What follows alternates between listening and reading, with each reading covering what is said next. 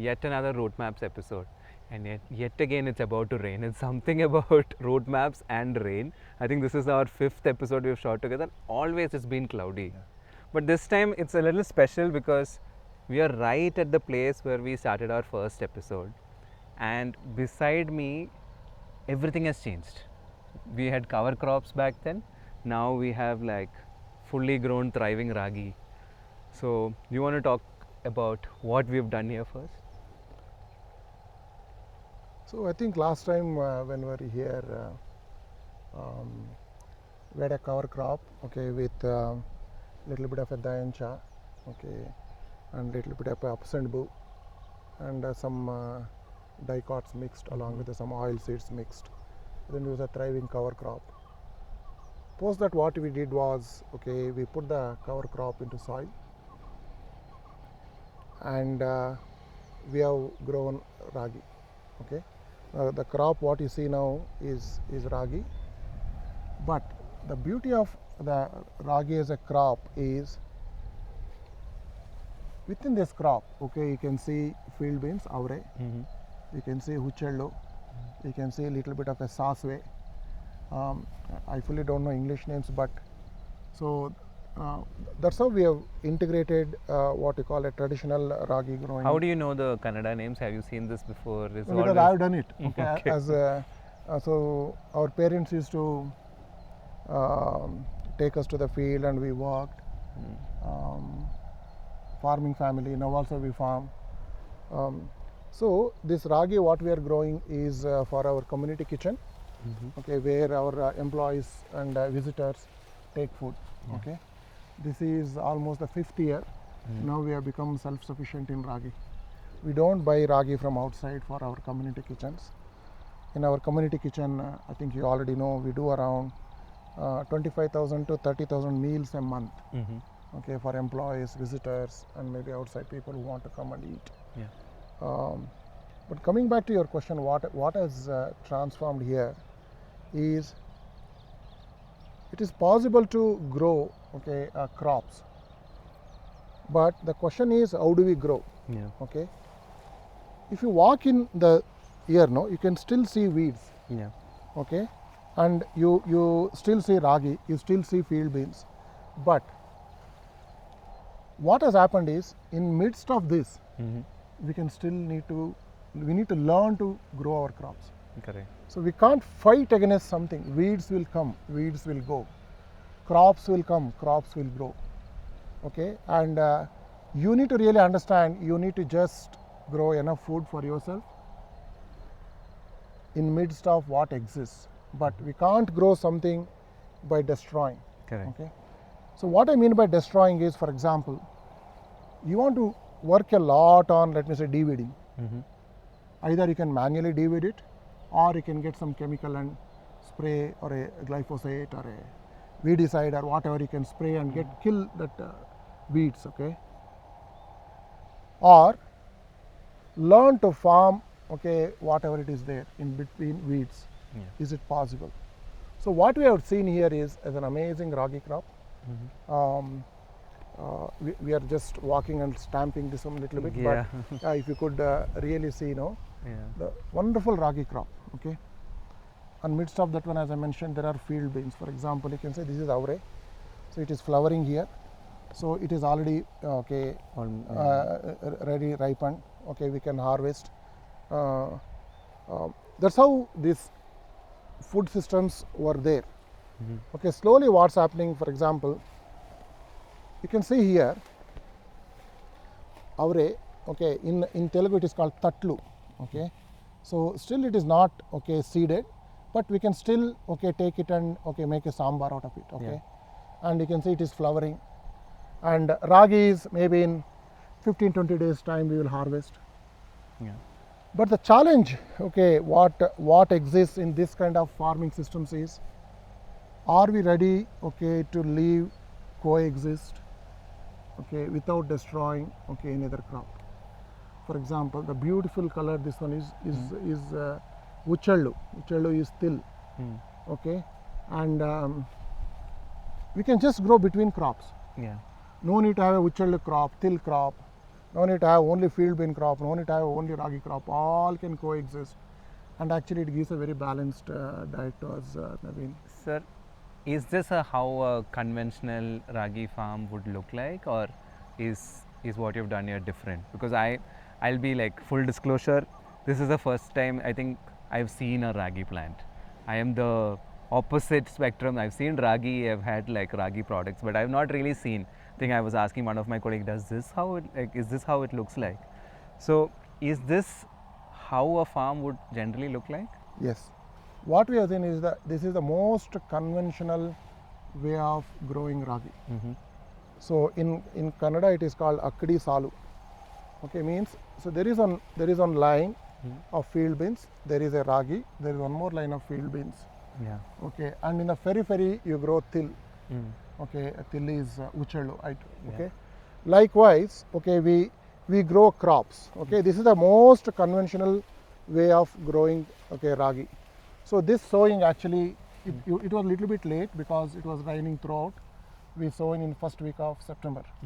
So it's the 5-month crop. September, October, November, December is done. Okay, in the middle of January we will, okay, Able to harvest. Okay, and so the yield what we have got here is as equivalent to any of the bumper crops you get using chemical farming. Okay, these days ragi is actually laden with, okay, diammonium phosphate, DAP. Along with the DAP you sow. So that's the level we have reached. Okay, in the middle, okay, a couple of times you give urea. What does that do? Is that a fertilizer, or is it's a fertilizer? It's a fertilizer. Okay. Okay, since soils are depleted, like we grew the cover crop, then we grew this crop. Got it. That system doesn't exist. Now you want to grow the crop. So what you will do? You will feed the diammonium phosphate, okay, to the soil. Okay, then couple of times you do top dress with urea because it's a monocot, so urea is required. Okay, urea is nitrogen. Okay, the best part is the nitrogen is in the air, but we get it from, okay, chemical factories and we put nitrogen. Okay, so coming back to this, also the way ragi has grown has changed over a period of time. What I am talking of Akkadi Salu is no more there. It's gone. Okay, nobody grows, okay, avrekai, that is field beans, anapkailo, like this what we are growing. Now avrekai is one plot, ragi is one plot, like that. Because ragi became like this because of, okay, adjusting to machine cropping systems, machine harvesting systems. Right now entire sowing, okay, everything of, okay, ragi, harvest of ragi, everything is done in machines. So therefore what we did, you need just one crop so that machine can go easily harvest it. So we have started adjusting our cropping patterns to machines.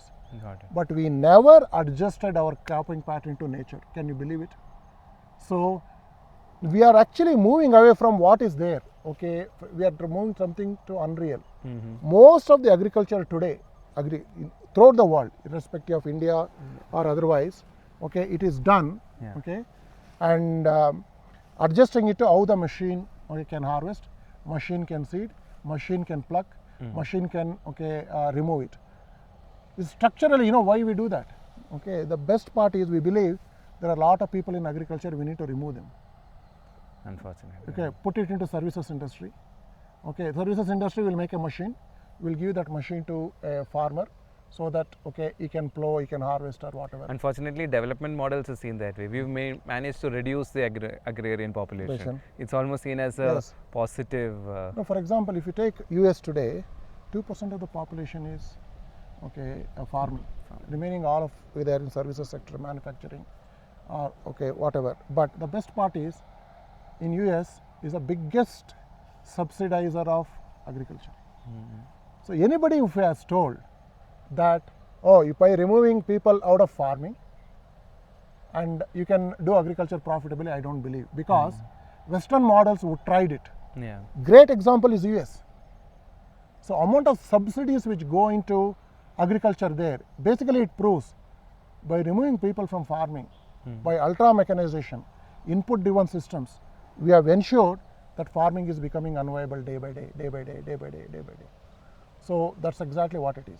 So since it is unviable, government gives the subsidies, and this entire monocropping systems, okay, big agriculture companies, okay, they dominate the input system, they make money.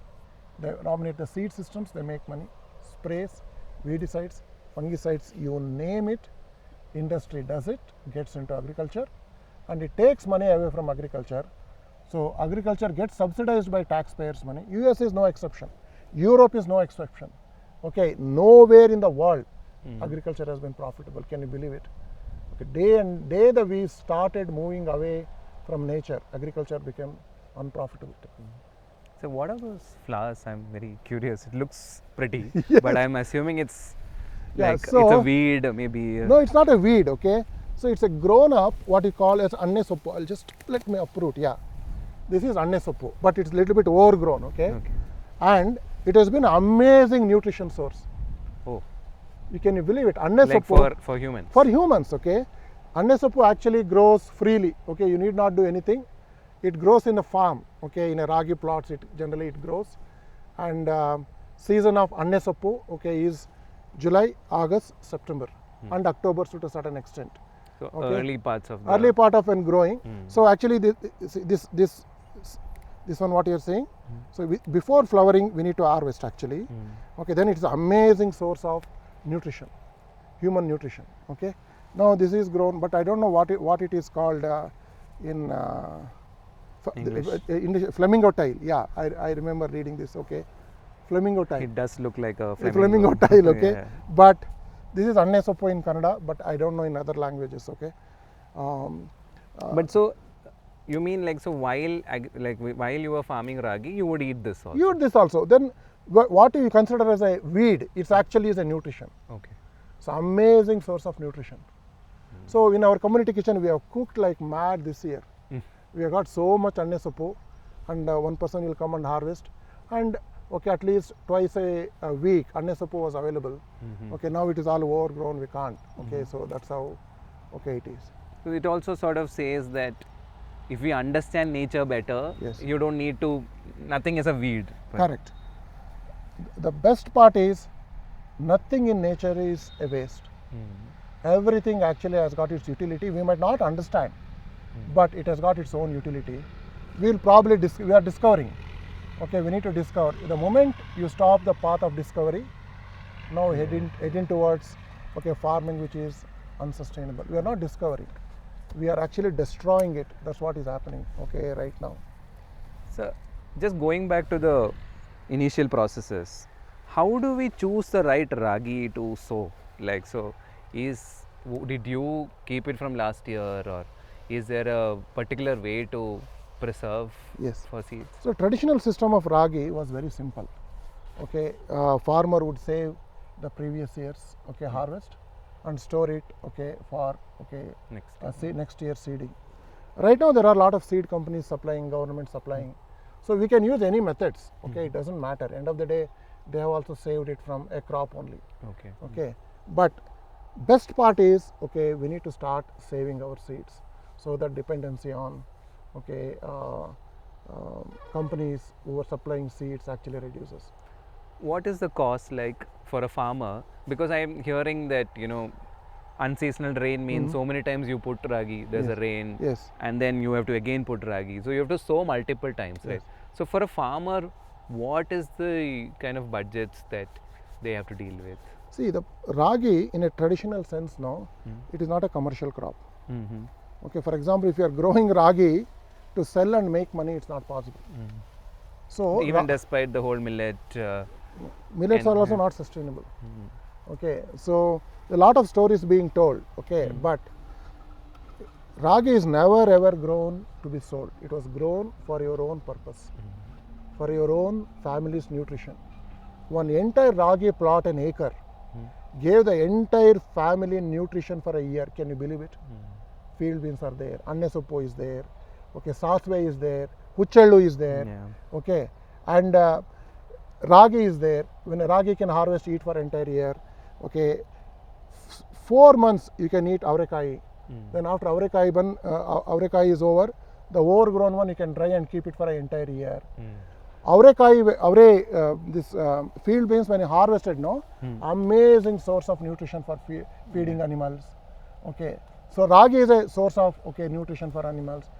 Everything is integrated in this. That's how exactly we evolved.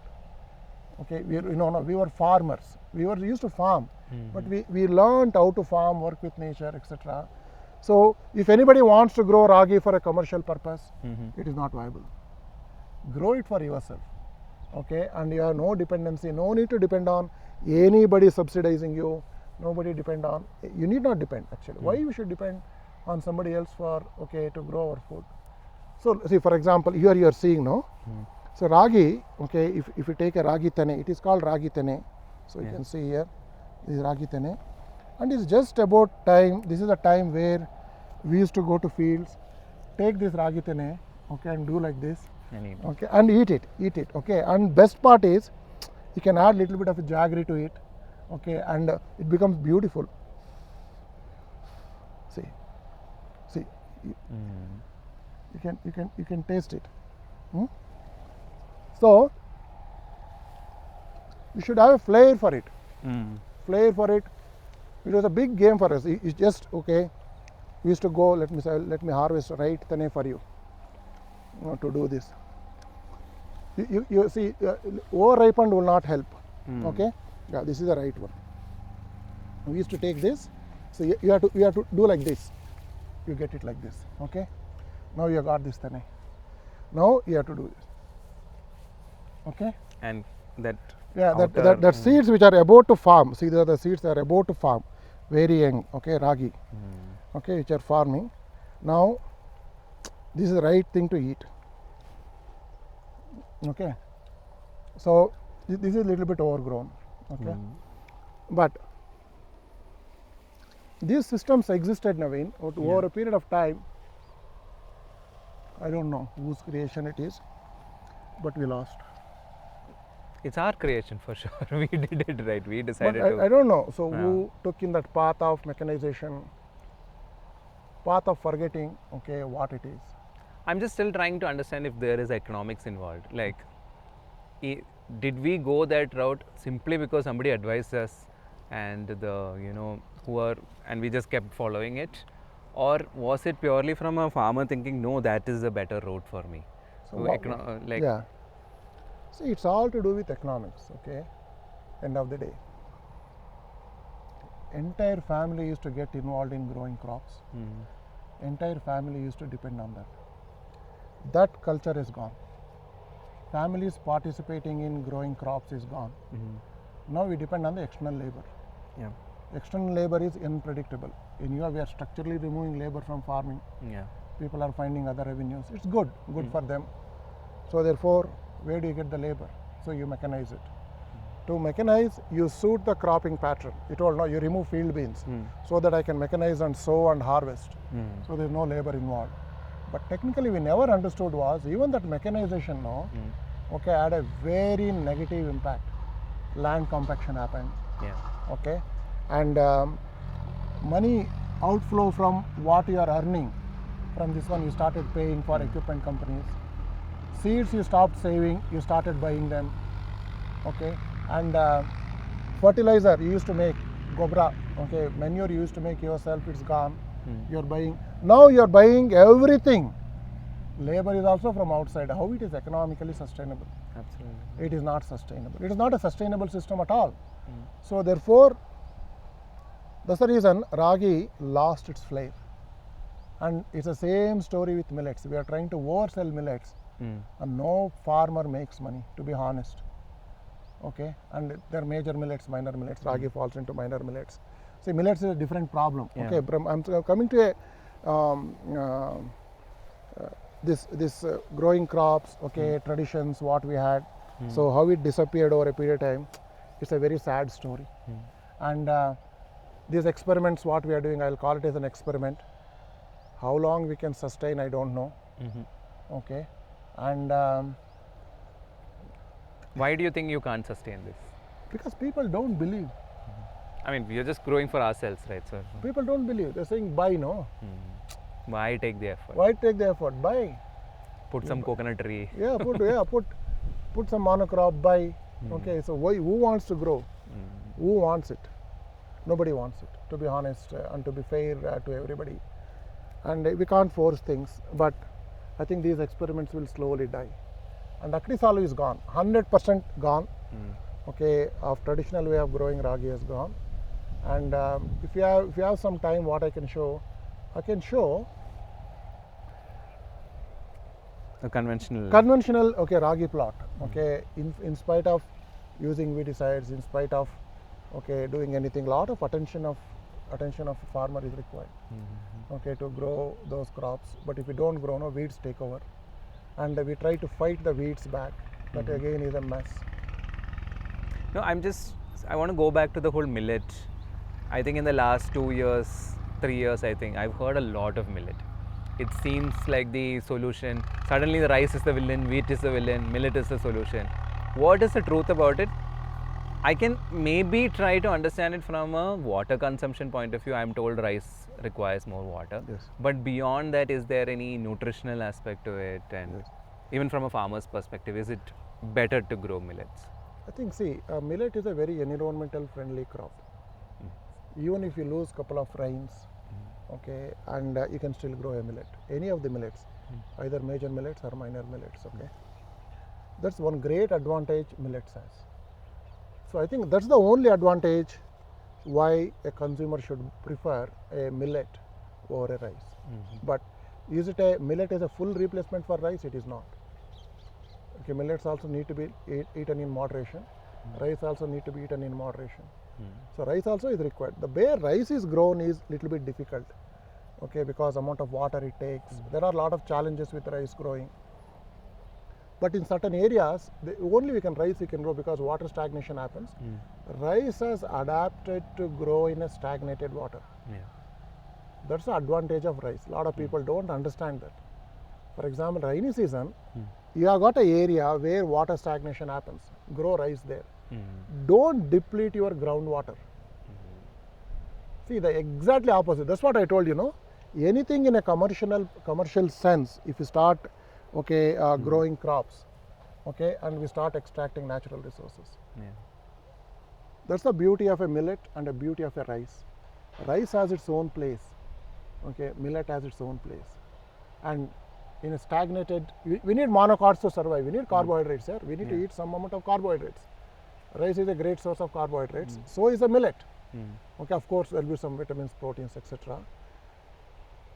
But the land in which we grow, it differs. For example, this is a dry land. We grow millets. Where we are standing, it's a dry land. Okay, no water stagnation can ever happen. It's only when we shoot root maps it rains. Okay, so if you go a little bit, let me say 100 meters, if you go there, if you see there, that plot if you see, okay, a little bit of a down area. When a rainy season, water stagnation does happen. So that is the area you should select for growing paddy. You got it, no? So that's how you should adapt what is there in the nature. And now, see, you can ask, can't we grow rice here? Of course we can grow rice here. Pump water pump water from somewhere else. Get a canal, okay, organized. Okay, get a groundwater organized. Get a pump organized. That is not required.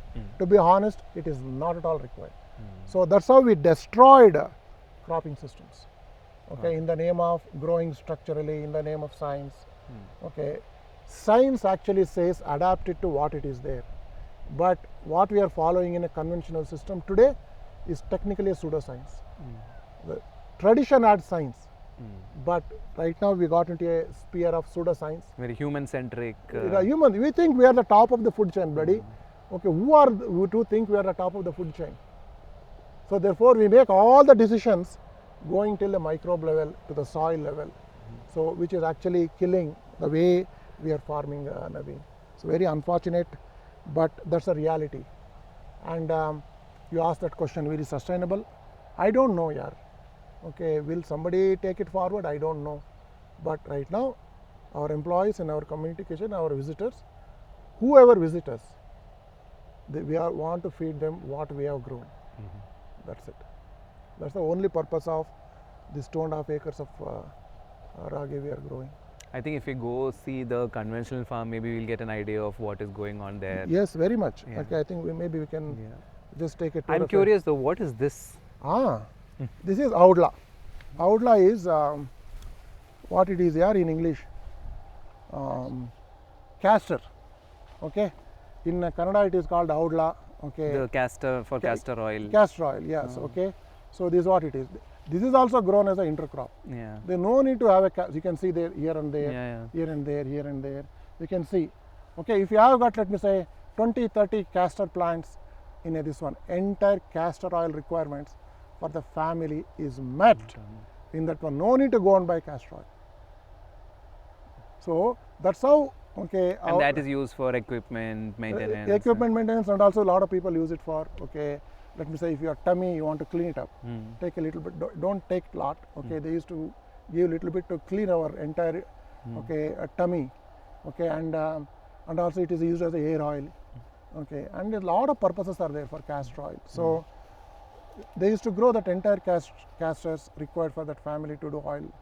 Yeah. And till uchallu, amazing uchal chutney, ragi mudde. Okay, it's a beautiful ragi. Once you harvest, okay, and mill it and make a ragi mudde, and using uchallu make a chutney. Okay, and that is a top. I think you notch make can paratha imagine. also with the. Yes, we can make. And but ragi mudde uchal chutney is amazing. Must okay. try someday. Yeah, you know, we make it here, no? Oh. So, sometimes you say ragi mudde is there in our community Every kitchen. day. Okay, now you need to really eat, no? Somebody should eat. Okay, so then only you know. Okay, in Bangalore community kitchen, no? Yeah. Okay, other day I was getting statistics, okay? Yeah. Not many people eat ragi mudde. I am guilty of the. I am No, not. I a- got the statistics, okay? Oh, sir, nobody is eating ragi mudde, sir. Why we should make ragi mudde? We will move it to rice, we will make chapati. I told, only ragi we have. Why you want to give chapati? Okay, I keep saying, but so that's my perspective. But can I change it? I can't.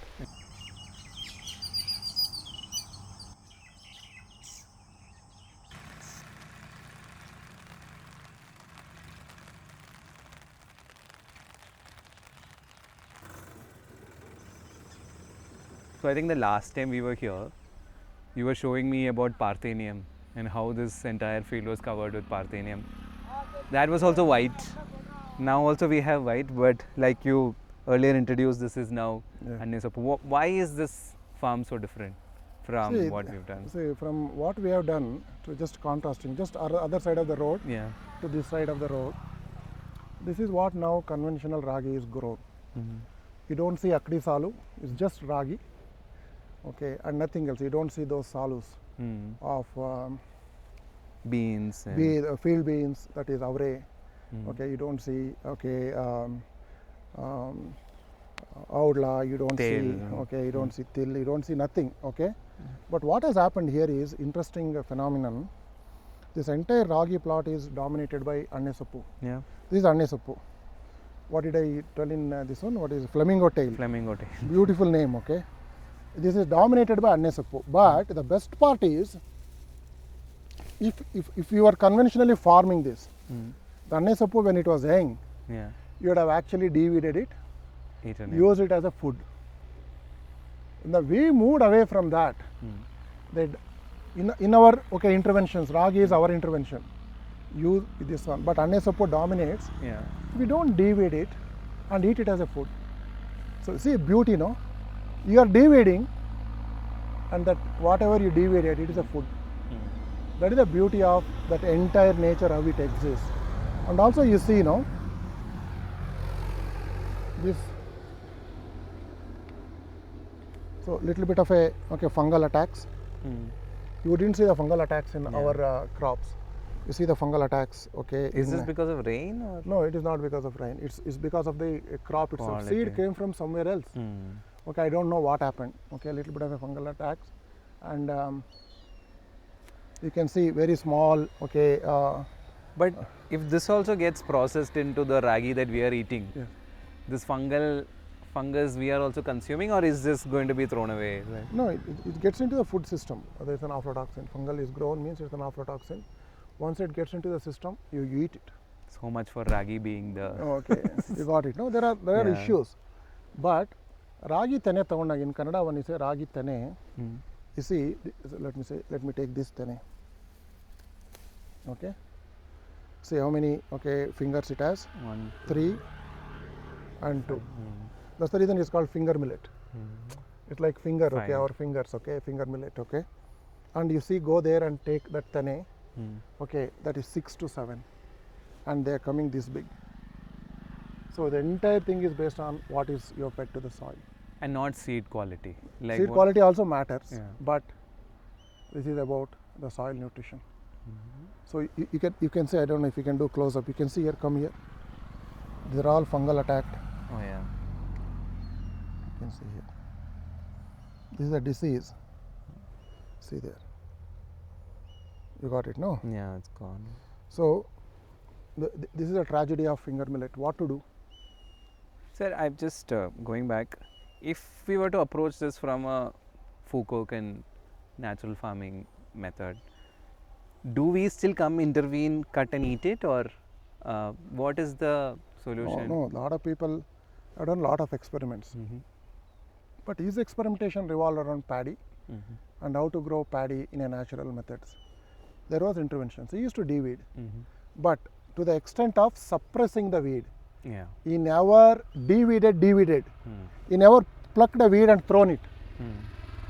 So for example, what he used to do, assume it's a paddy plot. Yeah. He used to walk. When he saw the weed, he used to stamp. That's it. That's the only intervention he did. Okay. Okay, so he never de-weeded in the sense, removed a weed and thrown. No. It was part of the nature. Then he allowed paddy to come up. Weed gets suppressed. But you saw in our plots, weeds are there. Yeah. Okay, let's not confuse people. Weeds will be there, you need to suppress them. Then you grow your crop. Then weeds take over, it's okay. So it's mostly observation, Yes. our own figuring out of Correct. what. That's the works. reason, no? Fukuoka clearly told what is farming? It's a perfection of human beings. So we keep observing. We learn how to live. That's the reason when he told do nothing, a lot of people told if you don't do anything, you'll get food. No. What he meant, okay, in a overall context, no, do nothing principle is very simple. When you want to do something, okay, how do you think, human mind thinks, what can I do extra to make it better? But his thought is exactly opposite. What you need not do to make it better. So therefore, he thinks all the human intervention is a waste. But day one, it's not possible. Correct. So you start observing, start intervening in such a way that you start withdrawing from, hey, this is not required. So he declared de-weeding is not required. Sprays are not required. But how did he do? So he started working with weeds. He understood weed cycles. So started working with weeds. So he never removed them. He worked with weeds. So wherever depleted soils, okay, he grew big, okay, what you call giant, the specific word he uses, giant radishes.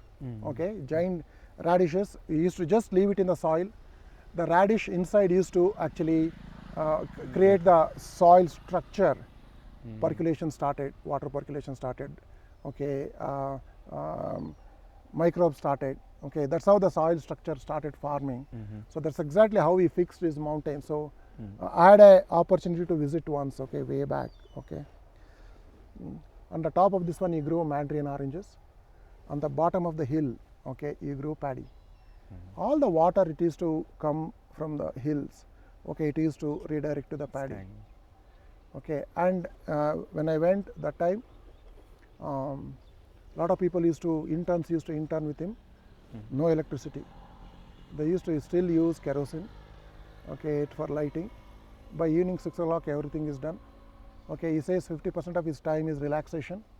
Okay, 50% of the time, okay, understand nature, work with it. That's exactly how we grow food. So right now we are banging our head, okay, and messing it, the food production systems. I think it's because we have been just asked to follow, right?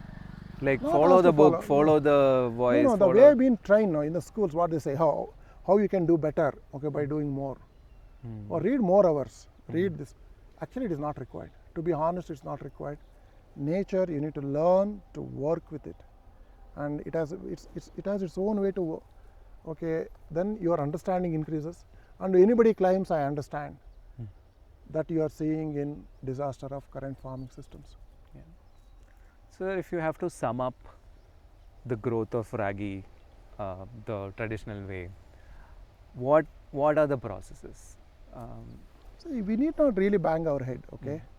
Grow ragi for yourself. Don't grow ragi for market. If at all you get little bit extra, you give it to your neighbor. Or if you get more, you give it to a market. If you follow that approach, I think it simplifies. Correct. Okay. In terms of processes, okay, I fundamentally believe ragi requires a lot more nitrogen. It's a monocot.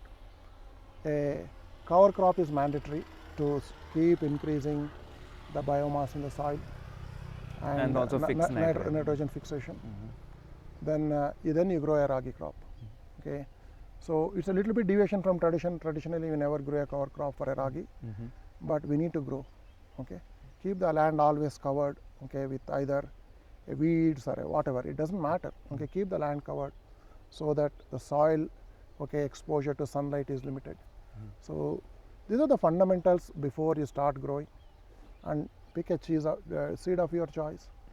There are traditional methods. Okay, follow them.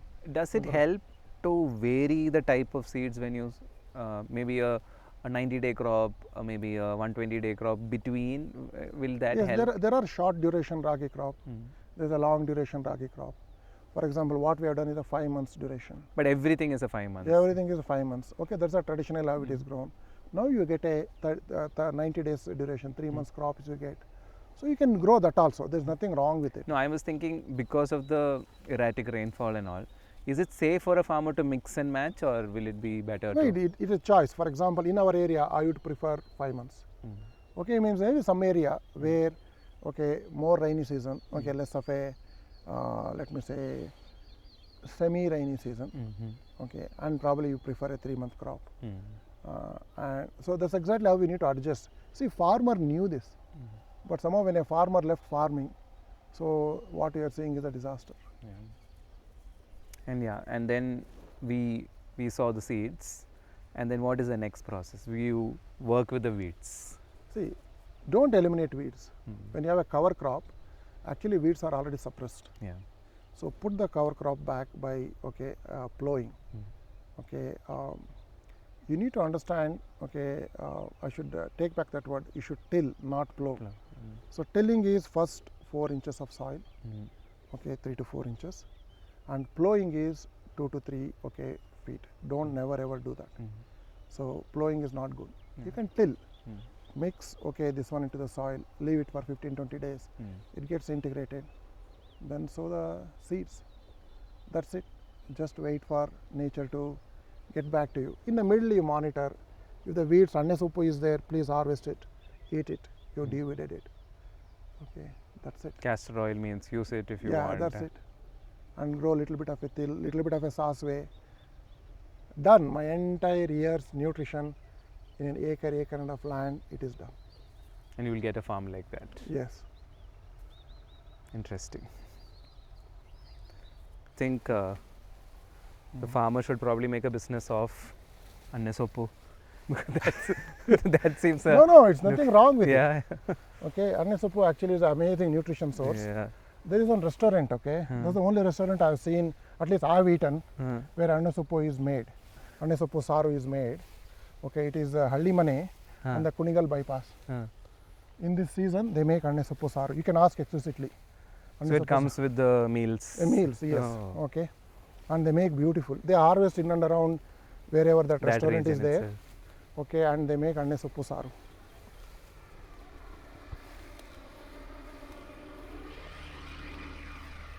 Okay. Good.